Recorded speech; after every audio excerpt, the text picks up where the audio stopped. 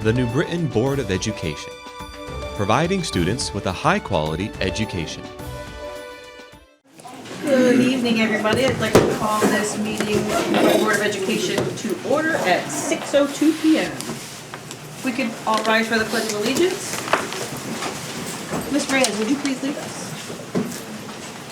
I pledge allegiance to the flag of the United States of America and to the republic for which it stands, one nation, under God, indivisible, with liberty and justice for all.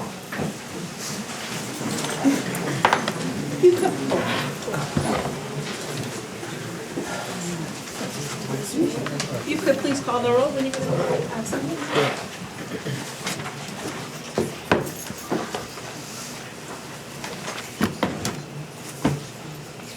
Alrighty, I have Ms. Gail Sanders-Connolly, Here. Mr. Merrill Gay, Here. Mr. Joseph Listro, Here. Mr. Anthony Kane with the C, Ms. Monica Dawkins, Here. Mr. Anthony Kane with the K, Here. Mr. Matthew Marino, Here. Ms. Annie Parker, Here. Ms. Diana Reyes, Here. and Ms. Tina Santana. Here. Mr. Kane with a C will probably join us remotely on 7. We could take a brief moment of meditation.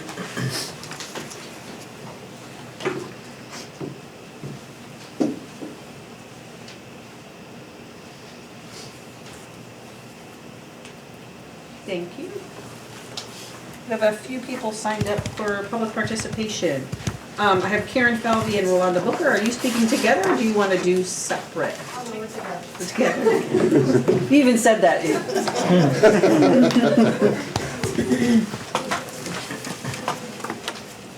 Good evening. We are here tonight in support of a comprehensive reading program that would provide our staff the structure and a complete curriculum that includes both a scope and sequence and a pacing guide. Our students' SBAC scores both at North End and Smith indicate a need to increase our teachers' ability to instruct our students in literacy, as both schools are significantly deficient in ELA. Only 16% of Smith students and 14.9% of North End students pass the SBAC. Our staff has worked diligently over the last 3 years to use ELA standards as the foundation of their planning and instruction. Teachers have used the backward planning method to plan and teach literacy strategies that directly correlate to the ELA standards. However, due to the lack of a complete curriculum, staff have gaps in their learning and how to provide a well-rounded literacy block. The ARC curriculum would provide our teachers with the fundamental elements of literacy. It would offer our students the opportunity to develop reading, writing, and speaking and listening skills through authentic tasks. Students would be required to use text evidence to support their thinking and also engage students in rigorous-based discussions in both speaking and writing. The program offers a variety of culturally responsive and high-interest level texts in both fiction and nonfiction. It also offers all material in Spanish along with a variety of genres. Next year, with the foundation of our teaching structure being embedded in the depth of knowledge, the ARC program will offer ample opportunity for students to learn how to think without staff telling them what to think, and provide teachers with the structure and materials to personalize student instruction based on individual need. When using the elements of literacy as the foundational guideline, along with the depth of knowledge, the ARC program will provide our teachers and students with a literacy program that encapsulates oral language, phonemic awareness, phonics, vocabulary, comprehension, fluency, and automaticity. Our students will be adept in critical thinking and be able to extend their thinking beyond the text. We believe these skills will help our students be more successful and resulting in SBAC resulting in an increase in SBAC scores. Thank you. Thank you. Thank you. Mr. John Board.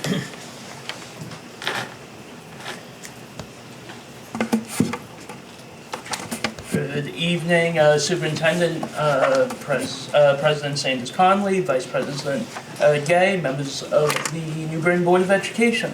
Tonight I'm here to speak on a continuing issue before this board, the expansion and instruction of American Sign Language. While the district has made progress ensuring that our students eventually have the opportunity to learn ASL, adopting a proposed resolution to encourage the Education Committee of the General Assembly to take up Senate Bill 665, an act concerning the instruction of American Sign Language in schools in Connecticut, would both be timely and prudent.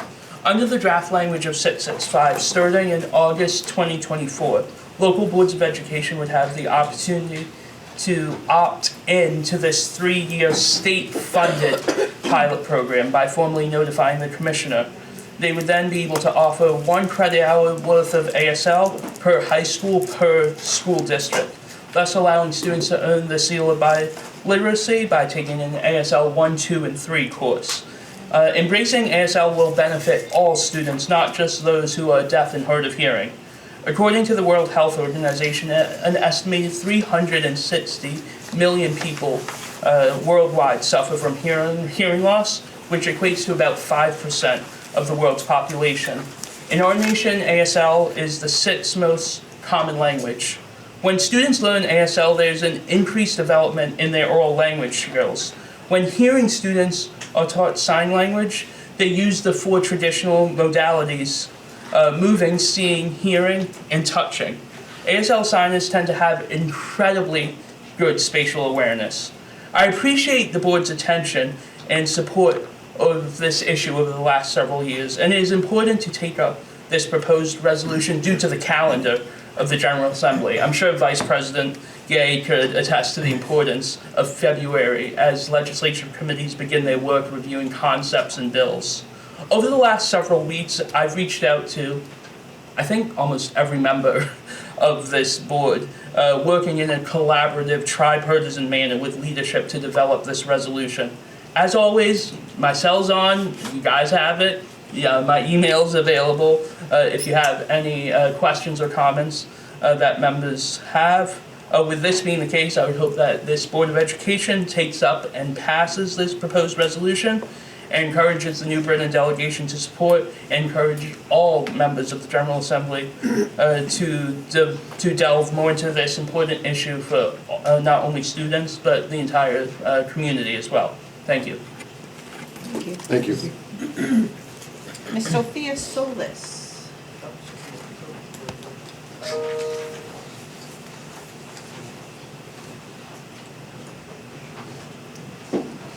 Hi, good evening. I'm here to kind of talk about our program at my school, the Loretto. I am Isabel Sophia Solis, and I also tutor at my school. I'm an 8th grader, and I tutor the kindergartners in our school, and we teach them how to read, or more in fact, how to understand the language Spanish by reading a book. So some things that we do over there when we're tutoring them, we get different books every week, and we always talk to them about what's happening in the pictures, what's happening in the topic, what is it about, do they like it, and I feel like that really helps them out with the Spanish, because I feel like 2 languages really help out at this point in life. I feel like in the future they could really help this out.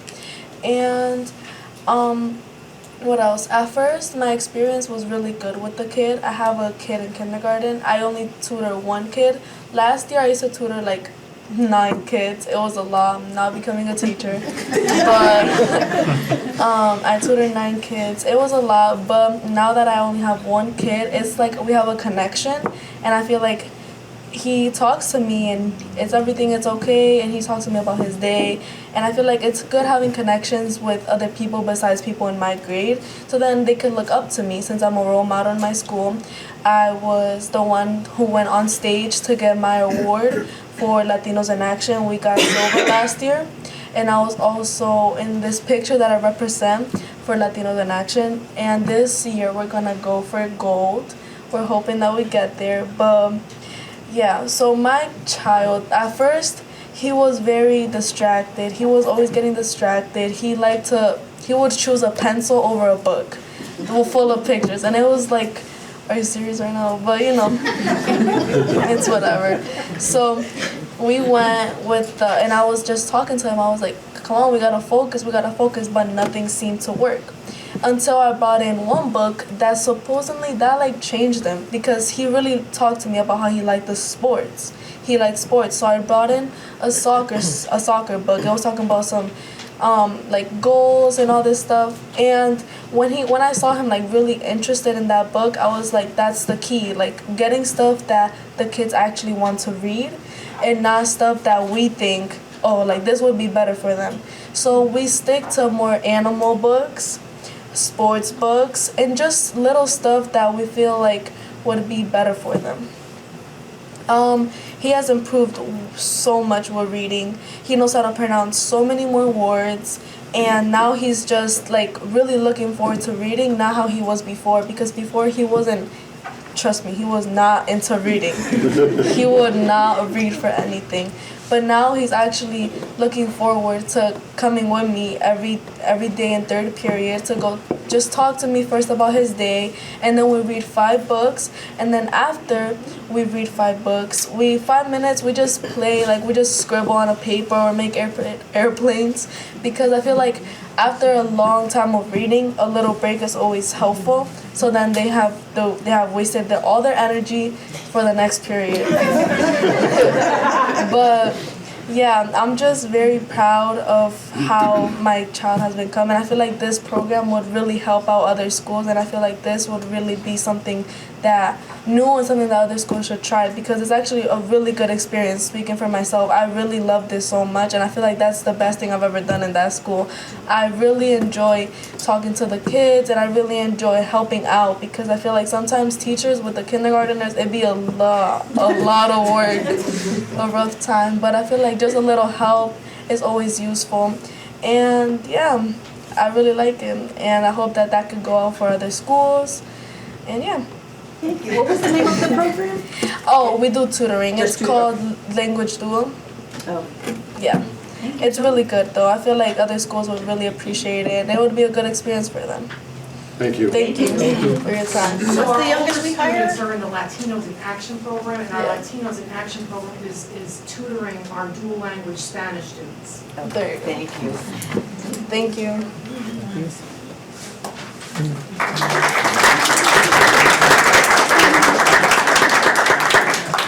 Miss Marie Velasquez? Yeah. Hi, my name is Liz Marie Velasquez. I'm an 8th grader and I'm in Latinos in Action. I am also part of the tutoring. I have one kindergartner, and I'm also an older sister. My little brother was in kindergarten when he first joined the Loretto, and by that time we did not have the American Reading Company. So he was struggling a little bit with his reading or with his social. I don't know the word.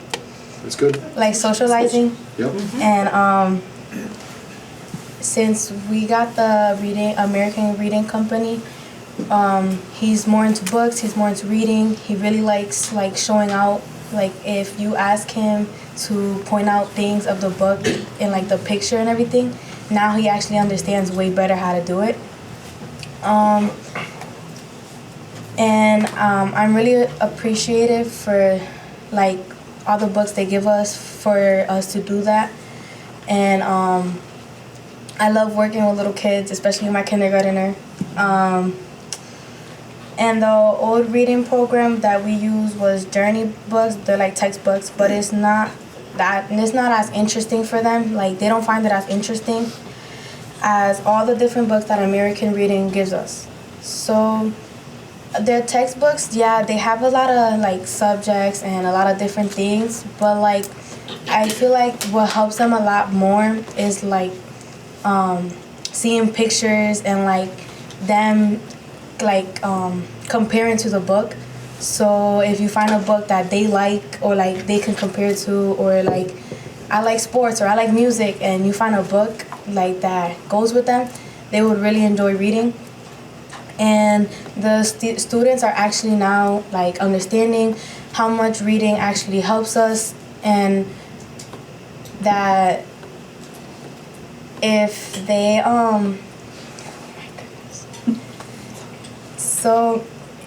they don't now they're understanding how reading helps them a lot, They find it way more interesting how in the beginning, when I first started tutoring, he didn't want to pay attention. He didn't want to, he would get distracted by the class or like anything he finds.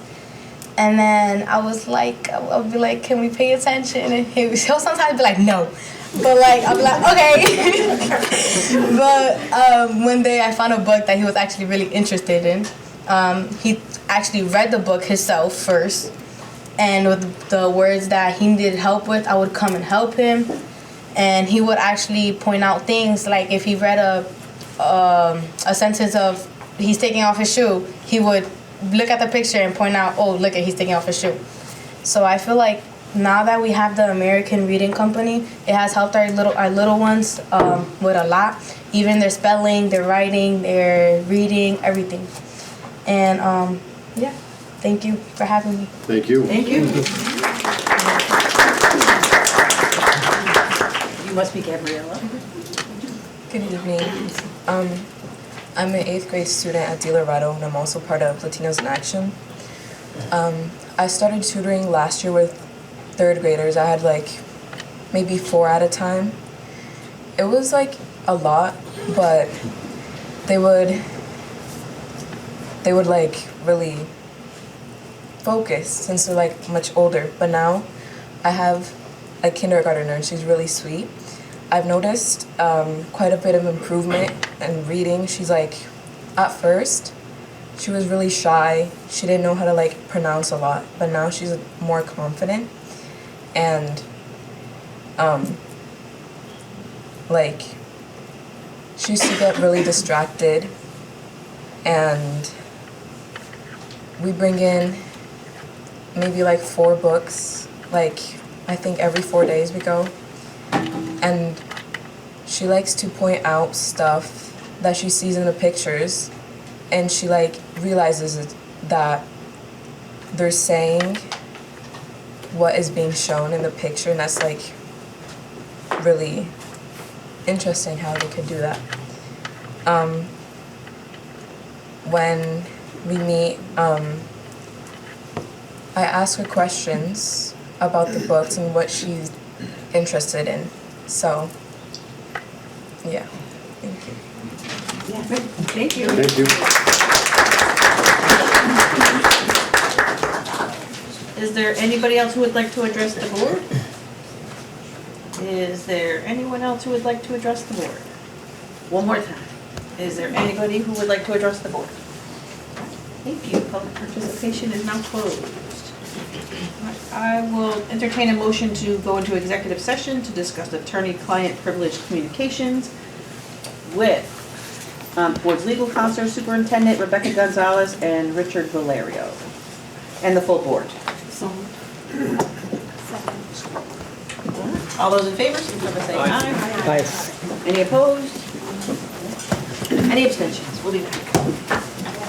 All right, so we are back, and I will entertain a motion to go into executive session to discuss a personnel matter with Attorney Richard Bartlett. I'll bring in the board's counsel, the superintendent, Mary Ellen Manning, Dr. Nicole Sanders, and the full board. Second. All those in favor signify by saying aye. Aye. Any opposed? It's nice and clean. All right, so item 3, superintendent's report. Thank you, Madam President.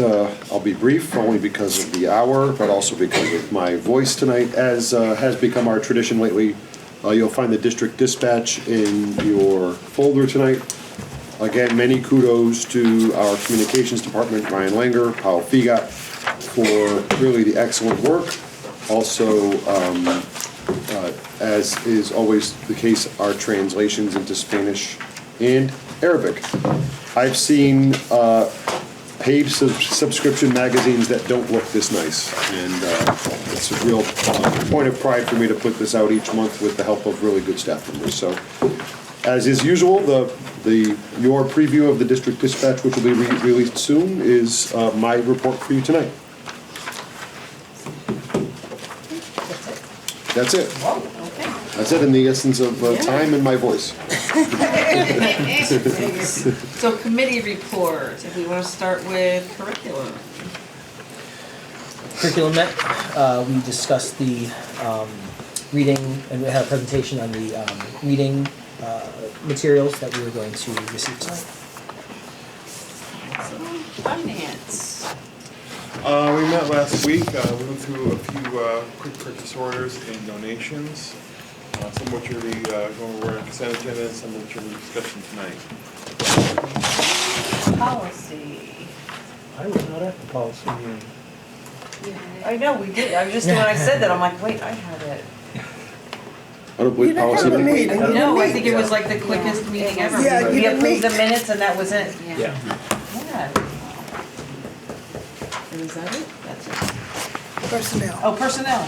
Yeah, and we just looked at some revised job descriptions and a couple of positions, one for teacher and one for support personnel.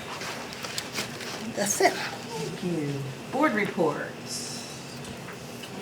Yes. I just wanted to say a hearty thank you to Principal Ortiz at Pulaski. I know he's not there, but I just needed to just put it out there. That was the first time I had ever been to, first off, a PTO meeting, and it was our first, and I am a Pulaski parent. He did the entire meeting in Spanish and English, had a note taker who was sitting there right there taking notes. We had plans, we had everything, and it was just wonderful that he was leading in both Spanish and English, and I just can't say thank you enough. And then also thank you to Slade, a Miss Morelli who called me earlier today to celebrate iReady and the first day of iReady testing, which I'm sorry, I'm just like, oh my God, little munchkins over there taking a test with their little computers, but they were just so ready. So it was just, I can't say thank you enough to her. And you know, sometimes it goes a long way when that one person just calls you. And that just meant so much. I had never cried, well, I have cried on the phone, but I'm saying that was, they were happy tears. They were happy tears. So I was like, yes. So good. So thank you. I just want to say, last week I attended a Britain High Weaver basketball game at my school. I was feeling very torn of who to root for. I tried to remain neutral as much as I can. But I was, even though you guys did beat us, it was a good game. But what made me especially proud was the number of people I recognized as New Britain High faculty and district staff that were there. It was good to see, because it's not easy driving up to Hartford that late at night, and to see everybody there cheering on their students. I thought it was very good for the district. I almost feel like Mr. Kane stole my thunder, because everybody knows how passionate I am about sports here in our city. But I will start off first, before getting into the athletics. I attended the Dr. King celebration at Smalley last month, and I haven't been, I didn't make the committee meeting, so I haven't seen everybody since. But I just want to say that the guitar ensemble from Hal's was something else. Those kids were phenomenal. Their confidence and their performance was unbelievable, and they deserve a bigger shout out than I can give them tonight. But it made me proud as a Britain kid and a student in the Britain schools to see something like that take place at that event. Into the sports stuff, I was checking the schedule, and Mr. Kane touched on the game against Weaver. I do know it looks like the last home game that we have for basketball is against Bloomfield. We all know what happened when we traveled to Bloomfield. I am just hoping that we are a great host and we see a nice competitive game without any issues. And I'm just asking that from everyone that does attend. I do plan on being there, and I hope for another great game. I do want to touch on that currently the New Britain Little League and New Britain Palace Spring football programs are hosting clinics. Shout out to Mr. Smedley and Rebecca for offering up so many of the facilities to all those kids. They are all over the place throughout the week, and if anybody has anyone that's interested in either, do not hesitate to reach out. And the last thing I want to touch on, I know several of us got an email today from a concerned parent, and it kind of hit home for me because I feel like I have not done as good a job as I can recognizing some of the things that we should be proud of with our students, and that what was referenced was the wrestling program. The wrestling program is 12-6 this year, which is a phenomenal record, all things considered, when it comes to wrestling.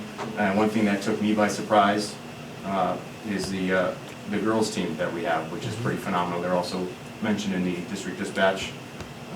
For them winning the first ever tournament in the state is again something that should be applauded and pointed out. And I hope nothing but the best for all of them.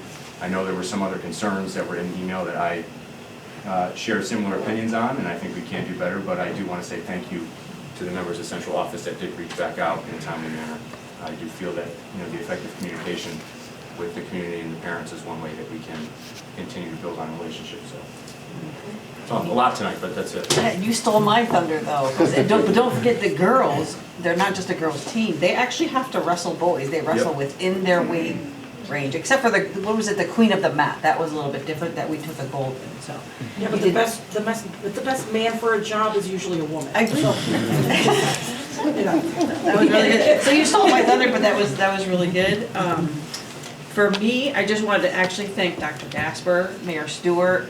I think there was a couple other members of the board that actually submitted testimony to the state for additional funding. So I think that's huge. I'm praying, I know it's on their agenda, but I just wanted to thank you guys publicly for taking the time to submit that testimony. Ed? Yes. New Britain High School marching band, is it orchestra, and is it madrigals or is it chorus? Choral department are heading to Orlando, Kissimmee, Orlando area next week.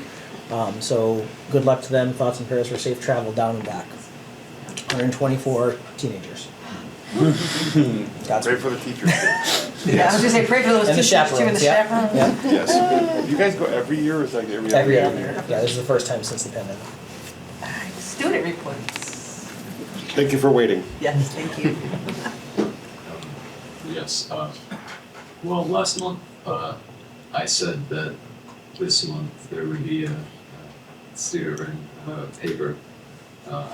I've been working on the website. And, everything you see here is just prototypes. This is all placeholders. We're gonna have a meeting for the newspaper club on Thursday where we're gonna actually upload articles that we've written. And yeah, this is just like a kind of a mock homepage where this is what people will see when they come on. I'm using some of Paul Salinas' photos as placeholders, and yeah, so these are like what the articles like after the main article are gonna look like, and just like scrolling down, I have like a calendar like that could be a useful resource, potentially like polls for students to like respond to. This is what a video embedded in the homepage would look like. Gallery at the bottom of the page, and yeah, that's pretty much what the homepage is going to look like. There's going to be like, if you click on that title, "Full Sporting Event Goes Well," that's just a placeholder title, but there's a placeholder article there too, which just has the Lady Kings varsity basketball record with some dummy text under it. And there's actually a comment box right now that's like a plugin, a simple plugin. But what's the main concern with the website right now is just an SSL certificate, like the HTTPS. So right now it's just HTTP. So most people can't really like access it. So once I get that, everyone will be able to submit articles. And if you click on that submit an article, that's a Google form right now. Eventually, I want to embed it into the actual website so that people could submit there. And well, yeah, that's pretty much what we have so far. But it should be working, and we should be able to access it en masse very soon. Yeah, that's what we've been doing for Newspaper Club. And for Yearbook Club, we've been doing the superlatives, which is often really popular among the senior class. Really spreads the word of the yearbook. We got a lot of sales already, even before actually finishing any like major components of the yearbook. Oh, and the yearbook is hosting the snowball dance at the school this year. Which apparently we used to do, but we haven't been able to. And we had to move it because of the cold. Too cold for a snowball. And it's now February 25th.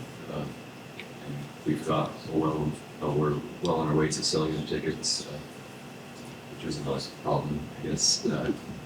But yeah, those are what I've been working on at least. But I like this speak more on behalf of like the district next time, for like more student bodies. So that's what I'll try to prepare for this.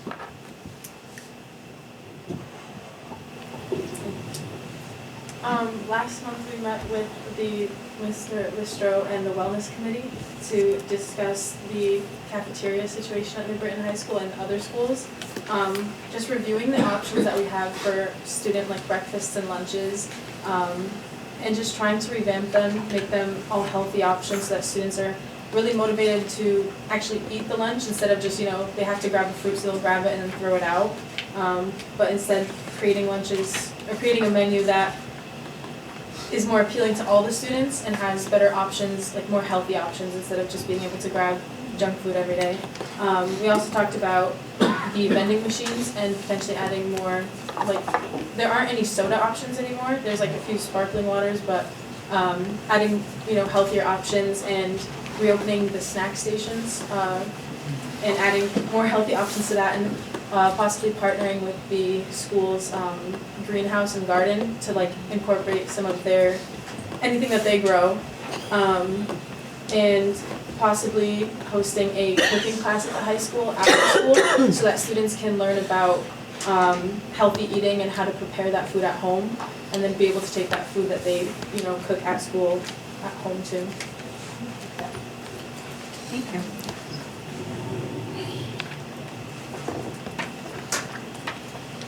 Hello everyone.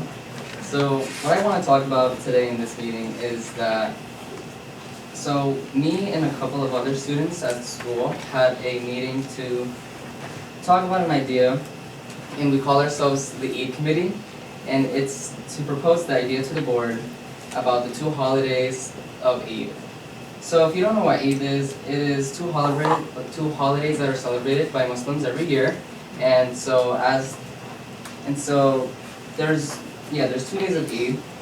There's one being at the end of the month of Ramadan, and there's another one that's like a couple of months after. So it usually doesn't come into the school year, but again, it could change. So like the days do change every year.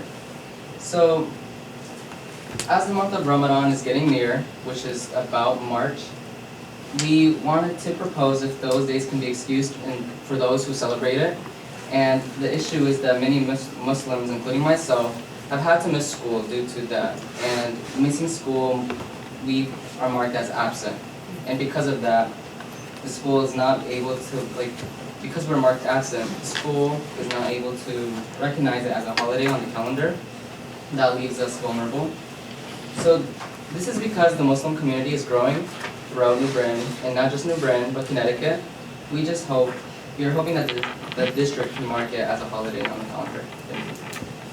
Does the district have a policy for religious holidays in general for the students being excused, or does this require something special? By state law, there really is no longer such thing as an excused absence. All absences are basically treated as the same under state law. That was changed a few years ago. But does that impact things like when assignments? So in those respects, if you mean excused for can we make up our work and things like that, I'm sure you're able to make up your work. But I think what we're hearing is it would be much better not to have to make up your work if it was an excused school day. Am I on the right track there? Yeah. But there's also some sort But the problem is that a lot of people and a lot of Muslims that don't go to school, and this has been like ever since I was a kid being in the district, is like missing school and really not having that valid excuse. Even though like it's a holiday, like some students, they still go to school because they have to, like if there's a test or if there's a quiz, and it's because of that issue in not being directly marked on the calendar and like being recognized by the district that it is a holiday like any other, and that it should be like recognized in a way. So I think to the board's questions, in this case, of course, the student would be allowed to make up work, to make up quizzes and tests. What we're hearing here is for a portion of our student population, it's an inconvenience, or the kids who really don't want to miss that instruction will have a decision to make, and that's a difficult decision to make. There's also some scholarship programs that require a certain percentage of attendance. So this might count even though it's for 1 or 2 days, this might be enough to disqualify a student from getting that scholarship. So I can see his point on it. Can we publicize a list of possible religious holidays to staff so that with their planning tests, et cetera, they know that that date might be of religious significance, there might be a certain number of out, so they'll plan accordingly? That's something we do that each year. It's part of our normal protocols. Again, the investigation, the suggestion being made is, should it be a day off for all students? Should it be treated as is Thanksgiving? Or Three Kings Day. Or Three Kings Day. Right. When do we usually bring the calendar up? It's on tonight's agenda. Oh, well, I thought that was just for the half days. No, the proposal, and I will say, I did meet with a member of our Muslim community, 2 members of the Muslim community a few weeks ago, it's a few months ago, excuse me, and they made this same proposal. I did reach back out to that person and didn't get a response after a couple of tries to say, hey, the calendar is going to be coming before the board. At that point, I spoke to these members of the Muslim community about coming to public comment and submitting something in writing for the board to consider. Unfortunately, I didn't hear back, so that's why I don't have a proposal for that today, but there's nothing saying that the board must approve the proposed calendar tonight if you want to have further discussion on it. And what were the dates again, after Ramadan? There's one that's after Ramadan, and then there's another one that I honestly can't tell. It's always depicted on like how because Ramadan is shifted every year, like shifted back, and so as well as the days of Eid. So really, I wouldn't be able to tell you because the other one comes a few months after. Depends.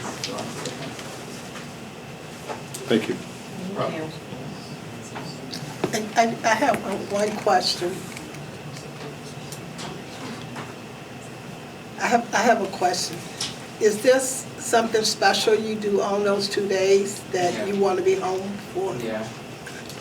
So what we do is, so if you don't know what Ramadan is, it's a month of fasting. It's from dusk till dawn.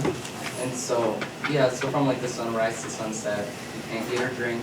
And so at the end, it's really a big celebration. It's not, yeah, it's a really big celebration. And then there's another one a few months after, like around July, I would say.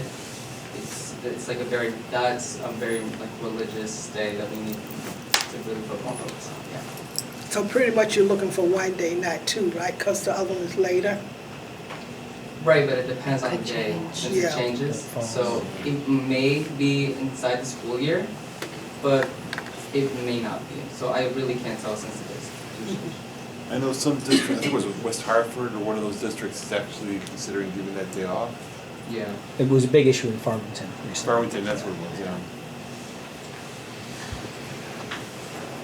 Well, that's coming up on, it's gone a little bit late, but. It's item D under new business. We do have a couple of presentations. Thanks, guys. Again, if you need to get home and do homework, we understand. It's a long meeting tonight. Pull up those. You're welcome to stay, but if you want to go home and do homework, we understand. Thank you for waiting so long tonight. Give them a note. We can. We can. All right, so we have a presentation on adult education, progression and services of adult education in New Britain. Good evening. Thank you, Madam President, for inviting us. I brought guests, so I won't be the one boring you the whole time. I do want to say that I would wholeheartedly support the presentation for the end of Ramadan, which advances 10 days forward every year, but the second one occurs in July and may not affect the school year. So, but the one at the end of Ramadan, if you've never been to Arch Street, they close the street down and it's a fantastic festival. The presentation is up there, New Britain Adult Education. Next slide. And our vision statement. I was expecting to be able to see it. No. Our vision and mission statement, basically, in a rough draft, because I'm going to try to give it faster because of the hour.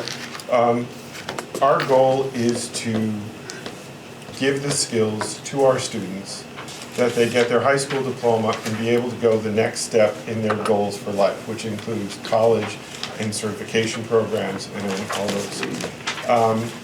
Those are the mission and the vision for adult education. Go to the next slide, please. Here's where we are in New Britain. You can find us at Smalley Elementary School. We have a classroom. When they rebuilt the school, they actually built a room for us. It has our own entrance and everything for our students to go in there. We teach ESL there mornings and afternoons, Monday through Thursday. The next one that you see up there is Trinity on Main. We needed to find 2 classrooms and it worked out well. They had the rooms, we paid them the rent, they needed the money for their budget, so it worked out well. We have 2 classrooms in there.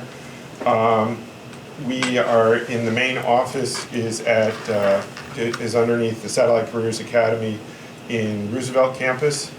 We have an office where all of us are, and then we have a storage room there. And then New Britain High School, the old freshman academy wing, we take that over from 5 to 9:15, Monday through Thursday, and we offer ABE, GED classes, what's called CDP, which is Credit Diploma Program, and we do some of the virtual high school from 5 to 6 at that time, and we have ESL classes, which are both beginner, intermediate, and we do some advanced conversation classes, so some students go 4 nights a week there for that. And the last place is our more than 50-year partner, the YWCA. We have been with the YWCA and Literacy Volunteers of Central Connecticut. We have been in partnership with them. We have an ESL classroom and an ABE GED classroom there that they go 2.5 hours a day, and then part of it is the YWCA and Literacy Volunteer provide days where if they're not in class, they go to computer lab or they spend time doing pack parenting. And so all this is much more thorough for the women that are at the YWCA for that. And to that end, I brought to speak with us Carla Allende, and I wanted to tell you who she is. She came from Venezuela. She took her ESL with us through the YWCA. She is a United States citizen as of December. She owns a business that has balloon bouquets, so if you need to decorate a party, she's the person to see. She will be doing our stage for graduation. She is 1 test away from completing her GED. She is part of the incubator project with the housing project where they're for daycare, and she is might be one of the finalists to get put into the Fern Street building. And so I asked her if she'd come and speak to you so that you know who we're teaching.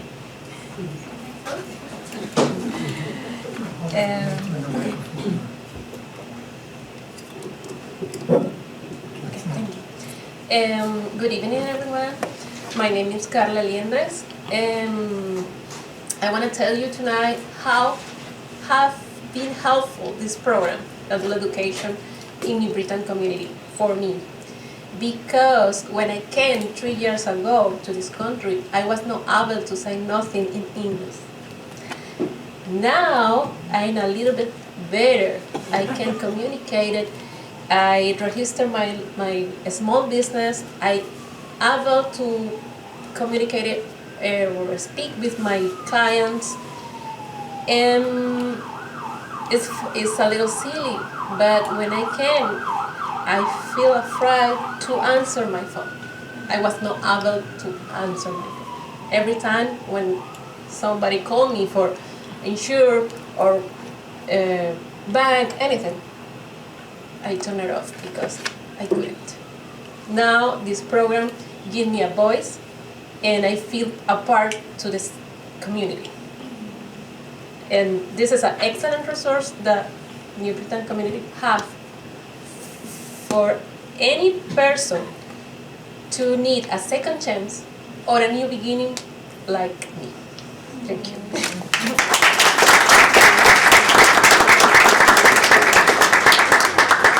The next person I'm going to have you listen to is Evelise Rosado. She graduated 2 years ago. She now works for St. Francis Hospital as part of the Trinity Healthcare Network. This was not the job she left when she graduated us, she started working for the Friendship Center, and that was proven challenging. She went to OK Industries, and now she's working. She had one of the most fantastic speeches. Annie, I think you were there 2 years ago at graduation, and so I literally called and got a hold of her and said, you need to come and say something again. So this is Ivelisse Rosado.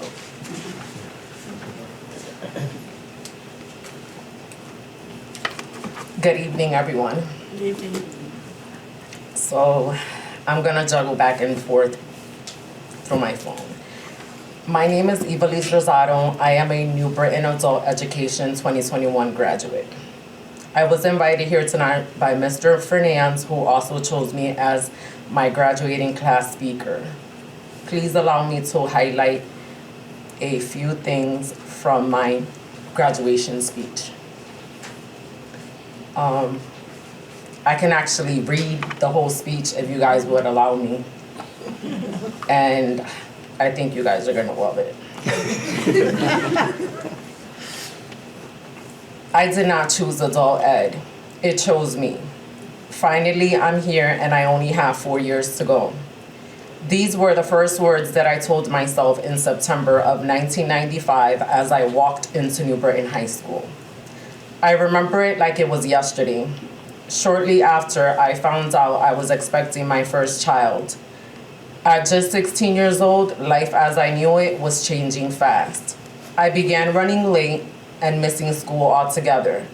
As the school year progressed, things became more difficult for me. Trying to balance school and being a new mom, I ended my freshman year without 1 credit. This is when I decided to drop out of high school. On numerous occasions, I would sign up for the GED program, but a part of me felt that just wasn't for me. I knew some of the teachers at the New Britain Adult Education and how they went above and beyond to give students that one-on-one attention. This pushed me to attempt the adult ed program a few times, but when the road started to feel long, I would start to get discouraged and fear would kick in. Throughout all the ups and downs and failed attempts of accomplishing my high school diploma, I always remembered how beautiful my sister looked in her cap and gown and how I wished to experience the feeling of wearing mine one day. Fast forward to 2018. My firstborn asked me what I would always give up on school. I told him I don't know anything. And he said, that's why you are there, because you don't know. How will you ever learn if you keep leaving? His words gave me the courage and motivation I needed to go back to my education. That's when I became determined. As an adult student, I learned the importance of education, how there is no age limit to learning. Most importantly, art is the language.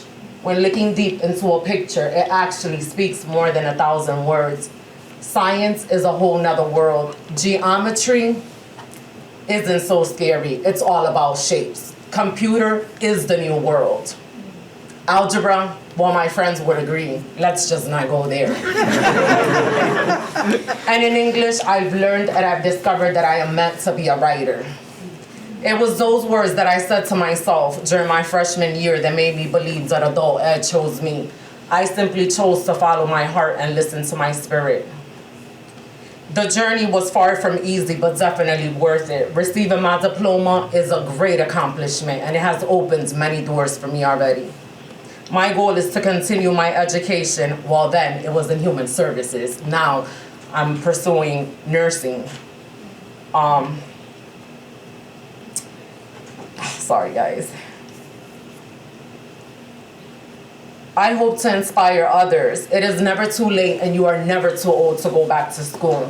And again, from the bottom of my heart, I would sincerely want to thank everyone who believed in me, my teachers for their loving patience, my classmates for giving me the privilege to work with them, especially those who became my longtime friends. And I signed off by saying,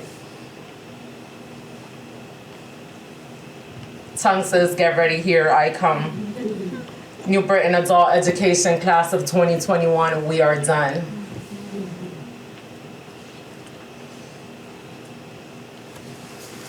New Britain Adult Education is a great program for this community. We have a lot of minorities that drop out of school. and it's very important. Education is very, very important no matter how old you are. Like I said in my speech, you're never too old to learn. I've had Mr. Fernandez, Miss Parker, they know I came in and out of night school. They believed in me more than I believed in myself, and the teachers are very welcoming, dedicated to, they're very dedicated to helping the students.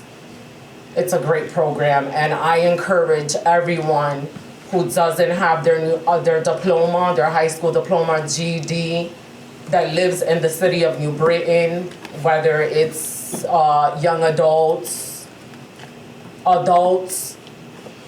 go for it. It unlocks so many doors, and it's worth it. It has also helped me get my pardon with the state of Connecticut. I got it denied in 2017, and that was one of the biggest reasons. I had nothing to show when I went in front of the Board of Pardons. And I'm very proud of myself, and I'm gonna continue to run this race, and I will forever, eternity, be grateful to the New Britain Adult Education Program. Thank you, guys.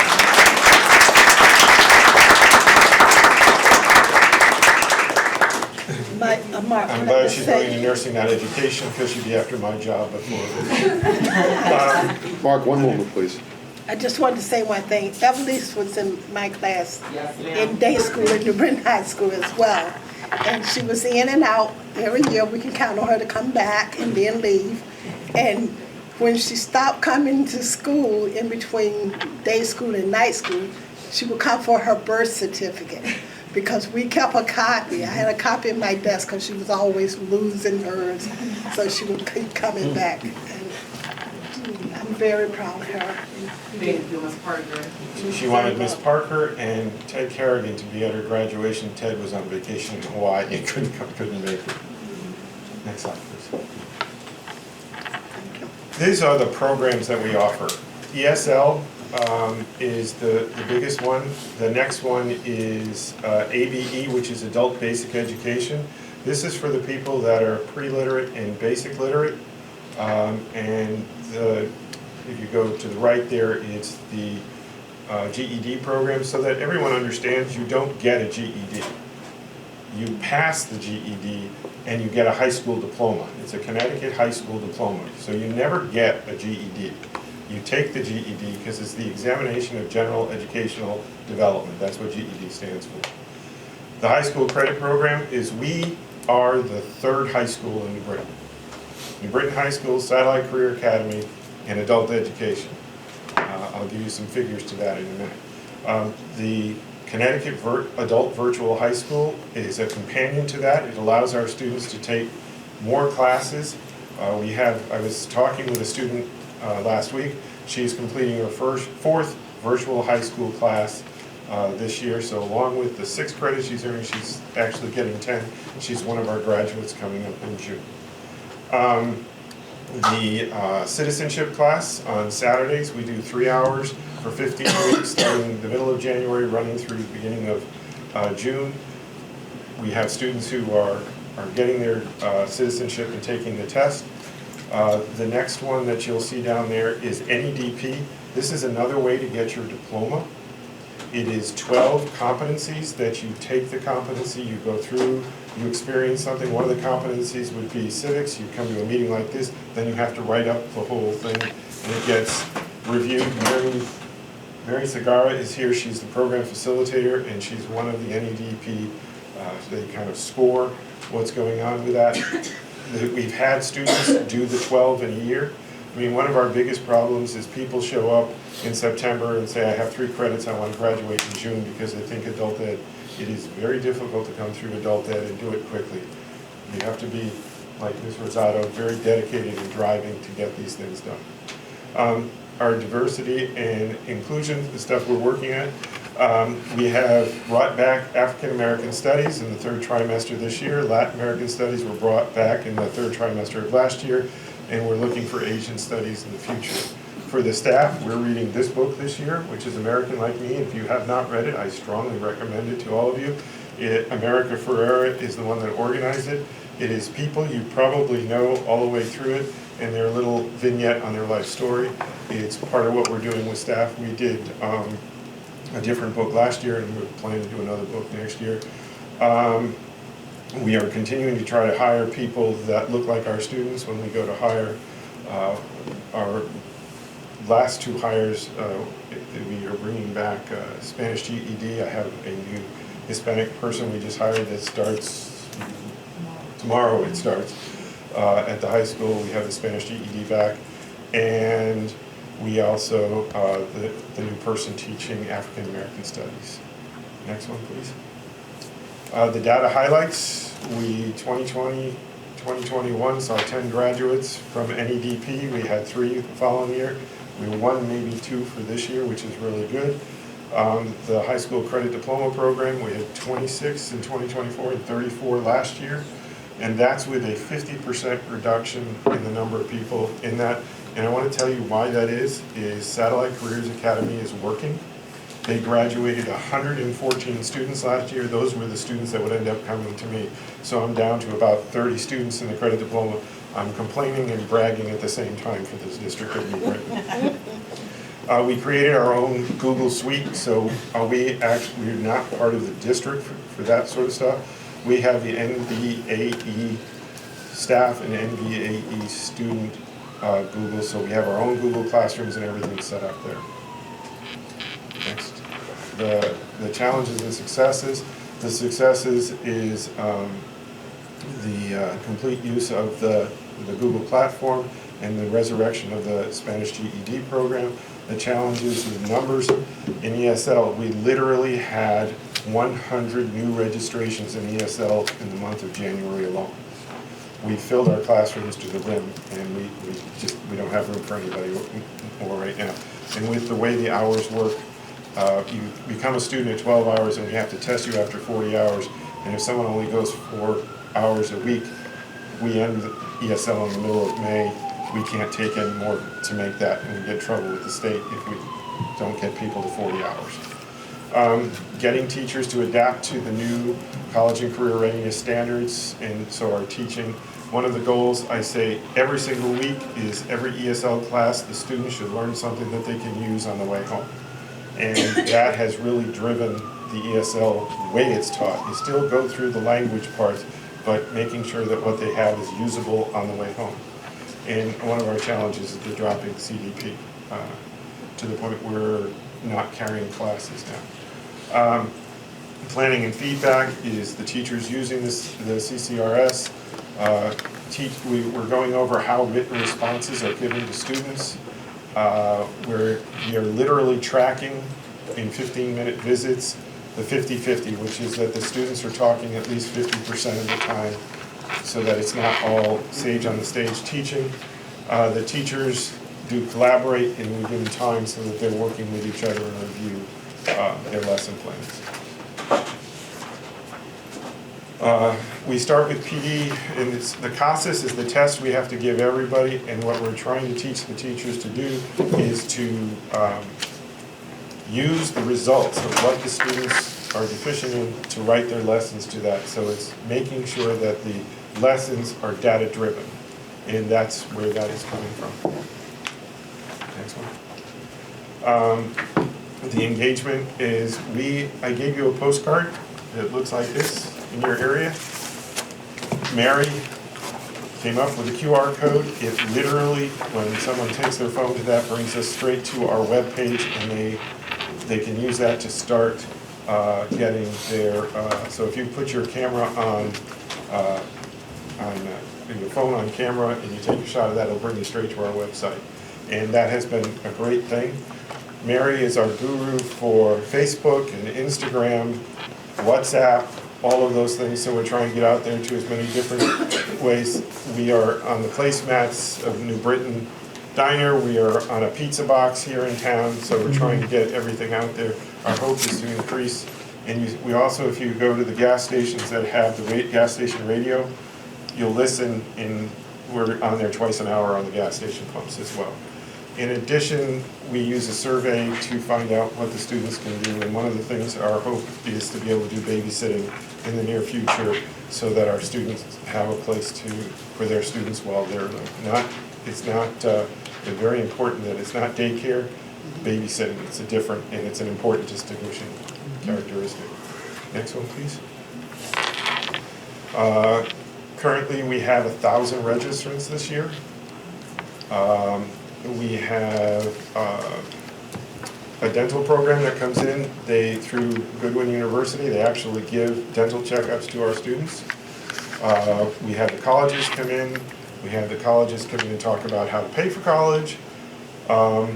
And we have had, you can see the numbers there. We've had as many as 40 students graduating at a time. That's what I'm saying is we are the third high school. Next one, please. Trying to go as fast as you can, because I know it's a late evening. We're looking for the numbers to recover. We're looking to grow in almost every aspect for the facilities and all that. And we are, I can't read the next one. I just somehow, yes, please.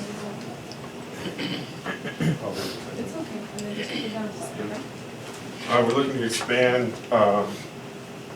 An important aspect there is to expand the way we get money in, and that is, right now, any state, federal, adult ed money, I can't spend the money on anybody who has a high school diploma.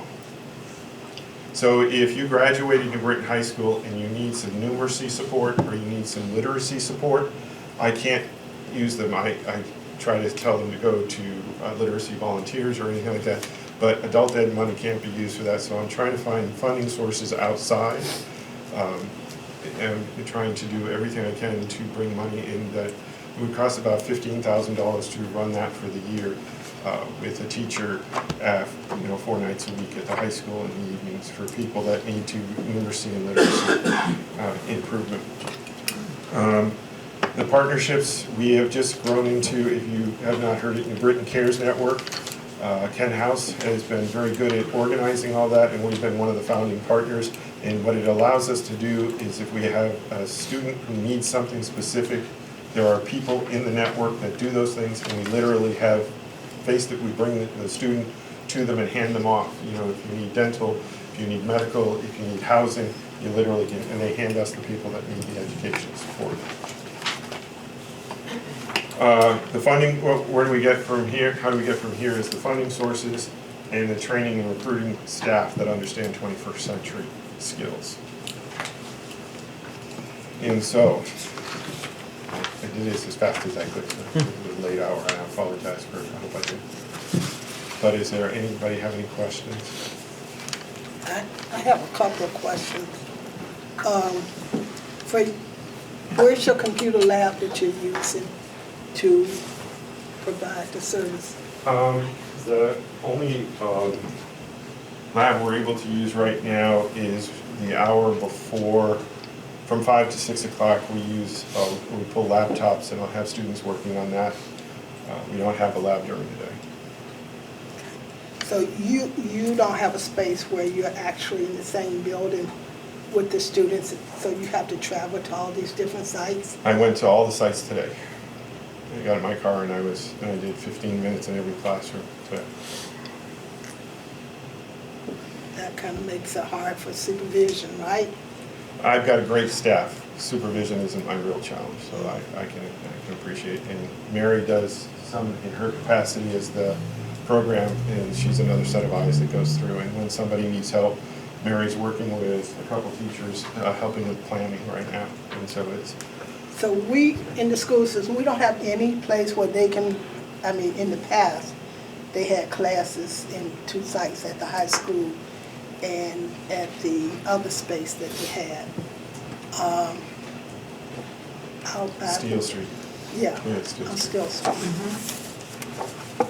So I think that makes it hard for the students too. That's a lot of, even just talking about a different place. You go one place for registration, another place for this program, another for that. So I think it would be better for everybody if it was one central or two maybe, but. Credit to the superintendent. He and I had discussions with this in July, and he is working on that. So he and I sat down, it was like his second or third week here, as I was talking to him, and he's got a plan. And so, Well, the plan is to include this in our district-wide facility study. Yep. Make sure we don't forget about adult ed or early childhood when we start talking about. and everybody will tell you, as I remind people a lot about adult ed whenever they forget us. Everybody, everywhere, anywhere, anybody, they talk about it, I make sure adult ed gets brought up to everybody. And another thing, I don't know if you mentioned this, but I'm just thinking in terms of, I know many times people graduate from high school and still don't know how to read, write, and do math. So what can we do to provide services for people who are not going for a diploma, have the diploma already, but still need some skill? This is what I'm trying to find alternative funding sources that don't have great strings attached to them or doesn't have, isn't federally funded, because the federal only supplies till the diploma, and then after that, the programs get rather detailed in getting the state grants to come through on a lot of that stuff.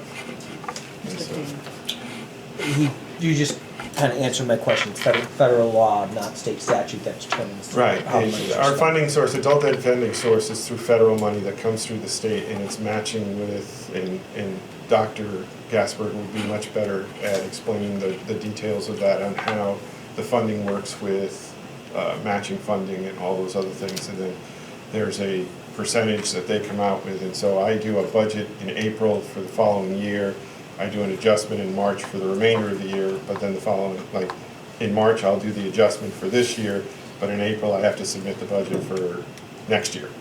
And the better part about that is that the toughest part about you folks is in the summer, in the summer and fall, you do the budget, and you've got to feel like in 2022, you were trying to figure out what the money was going to be like you're spending in June of 2024, and I'm a little bit shorter on that for me to be able to do that. I really do thank you, Madam President, for inviting me, so that I'm hoping you guys learned something that you have not heard about adult ed, that enlightened you a little bit. And please come to the graduation. For those of you that were there last year, the previous superintendent, it was the one graduation she never missed, because these were the students that persevered to get there. I appreciate you coming in. You know, the more you're out in public, like you hear, like, this lady on TV, and I'm like, what are you talking about? Because they go back and they watch Nutmeg. So I think this is a good opportunity for them to actually really learn more about adult ed.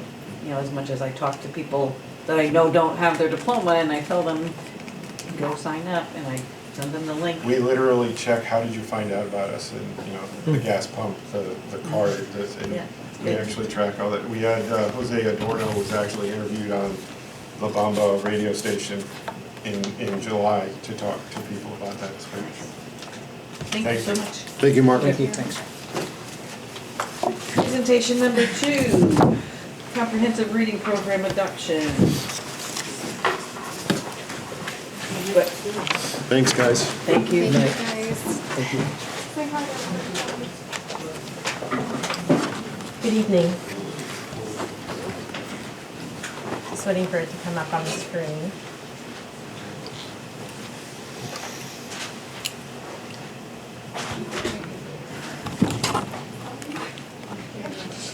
Thank you. So this evening, we are looking at some slides that we have taken to the curriculum committee. Also, we used to have a discussion with the DEI committee and also to the finance committee. And so I will go through them and just open to questions. So the vetting process. We convened a committee that helped us design the vetting process. You are all remember that we had the showcase up on the 4th floor, and board members were invited to attend. From that, we created a survey and collected more than 100 responses. Teachers, family members, there were several questions that asked folks to rate the program by priority, and also for the value of how they will best align with our educational priorities. I'll show you some of that data. And then we did a rubric review where we had 25 administrators and teachers, folks who are most closely tied to our academic department and reading specialists, rank the two programs after hearing from the two vendors having a presentation done. And then finally, we did a review of the finances, and Dr. Gasper was adamant that I look not only at the first year, but also that we look at 5 years so that we had a really good idea about what the total cost would be. And so on the next slide, you'll see the results of the survey data. After people went through the showcase, we saw that 2 of the programs emerged as the top 2 programs, and those were the ones that we selected to go on for further investigation. Those were ARC, American Reading Company, and then also Core Knowledge by Amplify, also known as CKLA. Okay, on the next slide, we have the rubric review, and that's where we had 25 folks who do work on literacy in the district review this. You'll see on the first column there, what this chart represents is the types of instruction that we call literacy instruction, right? So word work, read aloud, shared reading, these are different aspects. And we took a deep dive on whether, which one of these programs we preferred. And you'll see that in this thorough review that American Reading Company really came forward at, on the different measures. There's 6 out of 8 measures, I believe it is, that it was the clear winner. And then, the one other thing to note here is that we also have expressed here that Foundations of Course, which is a program on phonemic awareness and phonics, has been put in place in the district for 3 years, and we will continue to use that as the direct instruction for phonics, despite the fact that we're going to have a comprehensive program. We really like the early results. It's promising what we've seen in those with foundations, and so we're not interested in displacing that. This will actually, whichever program we do, will actually complement that. And so then the cost analysis is on the next slide. And the year 1 numbers there, the $2,739,281 for American Reading Company is the what we're recommending. However, based on the analysis over the 5 years, we believe it's a better investment. And I'm going to invite Dr. Gasper to explain some of the pieces that he really looked at and made me understand why that 5-year analysis was so important. So quite simply, members of the board, it comes down to ESSER monies being available to help us offset the cost of this unfunded mandate, its impact on the local taxpayer. So although ARC appears to be significantly more expensive in the first year, we intend to pay for first-year costs out of ESSER dollars. So the quick way to analyze the chart here is to assume that year 1 will be paid out of the kind of part of our last year of ESSER. Next year is our last year of ESSER. In years 2 through 5, we intend on having to be part of the local budget going forward.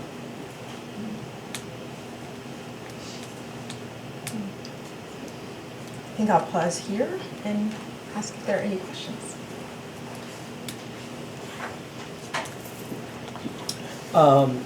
Two questions. One, just looking at the survey, based on the rubric, ML department. Just wondering who that refers to. If someone's from the ML. I'm sorry. That multilingual department. Okay. That's what that okay. is. Yes. Thank you. And then the other question was, you were talking about in previous committee meetings, curriculum committee, about the meetings at the state level, looking at the 7 pillars of science, of reading. And I was just wondering if you could speak to maybe how these two are similar, different in addressing the 7 pillars of the science of reading, and how this will work to our advantage as far as choosing this one over amplify? Sure. As you might know, I think it's been 2 years now, the legislation actually directed the State Department of Education to do a thorough analysis of what was available and then to put the programs that they deemed aligned with research and the 7 elements of reading on a list. And so both of these made that list after a pretty rigorous process. It took over a year. They were late even with the list. And at first there was only 5, and then they added 1 after that. So both of these were on that list, which means to me, they both passed that bar, which was a pretty high one set by the State Department and legislation. Thank you. I spent a good part of the day yesterday listening to podcasts, just a lot of feedback was received over the last week. I understand why, but I listened to podcasts, I looked on the state. What I could not find from the state was the timeline, right? I know we are not eligible for waiver. Basically, listening to the podcast, it was, or not the podcast, the meeting, how to apply for a waiver. We're in Alliance District. It was basically, don't even try to, right? So Forget about it. yeah, forget about it. But what was the timeline? Like, there was legislation that got passed. The state had to do their review. They were behind on their review, but our timeline did not switch. Yeah. Is that? Yeah, so the legislation was 2 summers ago, right? So 2021. And then when it passed, it actually was part of an appropriations bill. So the original legislation for the science of reading, that did not pass. They actually put language into an appropriations bill that was 700 pages long. And then that language directed the State Department of Education to build that list based on the science of reading or the 7 elements of reading. And so it took them a year to do all that research. That's why when someone asked me, well, are these, did these meet that bar? I know, because throughout that process, they were letting us know what was happening. And so it took a year for them to do that. It was supposed to come out by the end of June of 2022. It did not come out until late September of 2022, after we had already started the school year. That makes it difficult if we were going to do a pilot, for instance, it would have been better to have those materials in hand in the summer. But we weren't given that option because we didn't know what the list was until late September. In which case, here we made the decision that we would do a showcase as opposed to a pilot, because it would have been very difficult. During the school year also, this time of year, ordering in February, March is important because you need to get the materials in before the end of June, and you also want faculty to review the materials to get ready for September. So the timing is really important. Because they delayed till late September, it pushed everything back and made some of the options difficult for us. But to the board president's point, our deadline to declare to the state was set, and even though the state missed its own deadlines by 3 months, I believe our original deadline was it December 15th? Yes. Mm-hmm. Our original deadline of December 15th, they gave us a 3-month late start, but did not extend our deadline by a commensurate 3 months. So we were, theoretically, according to the originally advertised timeline, we should have had from July 1 until December 15 to make this decision. Instead, we had from about October 1 to December 15 to make this decision. They did then come out and say that by December 15th, they changed it to, well, you don't have to have something chosen, but you have to tell us whether or not you're going to be launching a new program or you were going to do a waiver. So at that point, we were well into our process, right? Yeah. So now the urgency on this is just to make sure that we have materials in time for faculty to... Exactly. This is what we have in our heads now is are our teachers. And we want to give them as much confidence as we can, as much training as we can. Not everybody chooses to read reading resources on the beach, but some of them do. And if we can, send them home for the summer with things in hand, we want to do that. So, Yes, we're requesting action tonight. If the board is not ready to act tonight, we can certainly delay. We've complied with the state deadlines to date, but our urgency now is internal. We have a big job to do, and we're the 9th largest school district in the state. We want to take our responsibility to training our teachers as seriously as we can.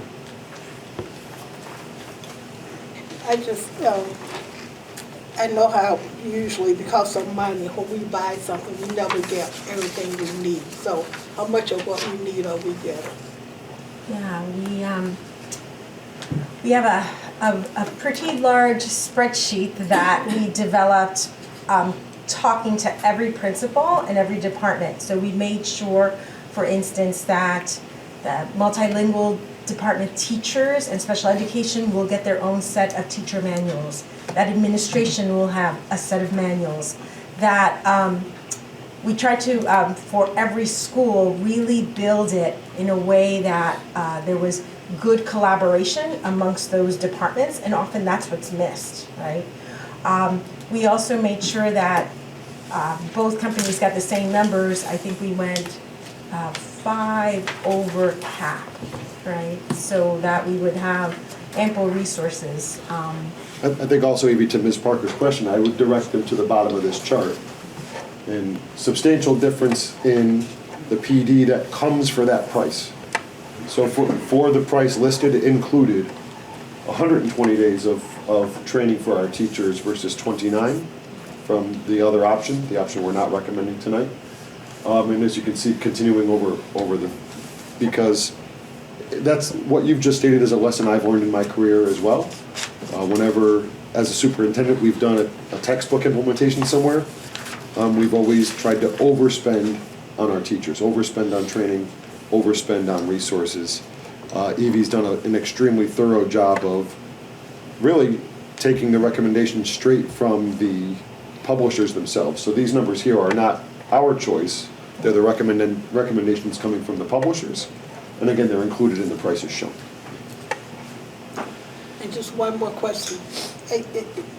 This program is based on phonics, right? Is that what you were saying, phonics? I'm sorry, so it is based on the 7 elements of reading, phonics being one of the 7. Okay, because I was just wondering, for the students who don't learn that way, we have options for them.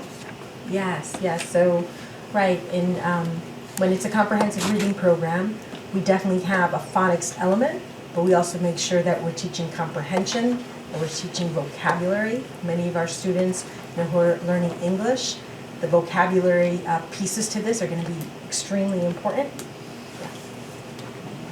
Yeah. So how will this be used with students who have dyslexia? Is there what's the added thing beyond the 4? Yeah, so what happens with students who have dyslexia, there are many different types of dyslexia, right? So regardless of the program, we have to diagnose what it is that works for that individual student, and we do small group interventions. We haven't purchased an intervention program. We've actually purchased a comprehensive program, which is what we call Tier 1. And so from that, then we decide with these particular children who need in their IEP, it says what parts of phonics they need to work on. We then design a small group lesson. We also have Foundations, and Wilson is actually a program that is it's research-based and has a high rate for serving students with dyslexia. So right now, that's where we are with that. We do need to do more with students who have dyslexia, but this purchase was really what we do for everyone, not specific to students with dyslexia. Sure. Just in reading the summary, which I know is not for the public can't see it, can you speak to conversations that we had with Wyndham as far as their use of ARC and how it's going over there? Yeah, so they've, I believe it was 6 years, but for 5 years they've had it with all of their schools. They started with their dual language program, and then they had early results were really good, so they moved it into all their all their schools and all their monolingual English classrooms. And this is actually data that Dr. Gasper shared with all administrators. We know that as we look at the 5-year trend, that Wyndham has actually outperformed the other districts in their DERG, right? So I think the highest for New Haven, and then Wyndham is higher than anyone else, and higher than New Britain for sure.